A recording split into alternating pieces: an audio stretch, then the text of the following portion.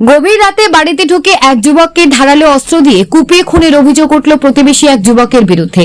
চাঞ্চল্যকর ঘটনাটি ঘটেছে মালদা জেলার রতুয়া থানার গোপালপুর এলাকায়। মৃত যুবকের নাম ছোটন মাঝি, বয়স আনুমানিক ২৬ বছর। পরিবারে রয়েছে বাবা গোপিন মাঝি।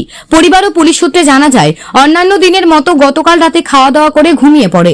আনুমানিক রাত্রি 12:30 নাগাদ প্রতিবেশী যুবক সাগর মণ্ডল বাড়িতে ঢুকে ঘুমন্ত অবস্থায় ছোটন মাঝি নামে ওই যুবককে ধারালো হাসুয়া দিয়ে প্রথমে গলায় আঘাত করে, এরপর সারা শরীরে আঘাত করা হয় বলে অভিযোগ। আক্রান্ত যুবক চিৎকার করলে অভিযুক্ত যুবক সেখান থেকে পালিয়ে যায়।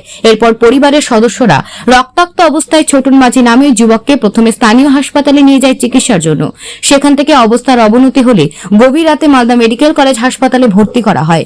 চিকিৎসা চলাকালীন ভোর রাতে মৃত্যু হয় ওই যুবকের। এরপর মৃতদেহটি উদ্ধার করে ময়নাতদন্তের জন্য মালদা মেডিকেল কলেজ হাসপাতালের মর্গে পাঠানো হয়। এ বিষয়ে অভিযুক্ত যুবকের বিরুদ্ধে রতুয়া থানায় লিখিত অভিযোগ দায়ের করা হয়েছে।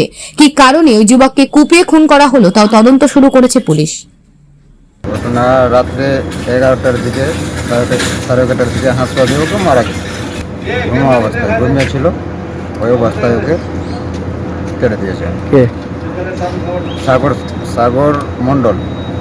কেন মারলো সেটা জানছি না আমি বললাম ওর জামাইটা।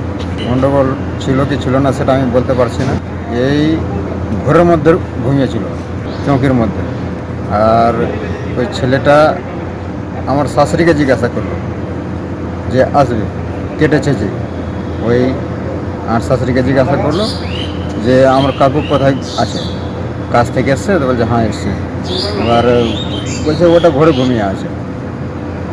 তো ওই ঘরের মধ্যে ঢুকে, আর লাইটও বন্ধ ছিল, ওই সময় হাসুয়া দিয়ে আর গলায় মেরেছে। না পুলিশ এসেছিল, তো সব বাড়িতে তালা মেরে সব বাড়ি সুদ্ধা পরিবার পালিয়ে গেছে।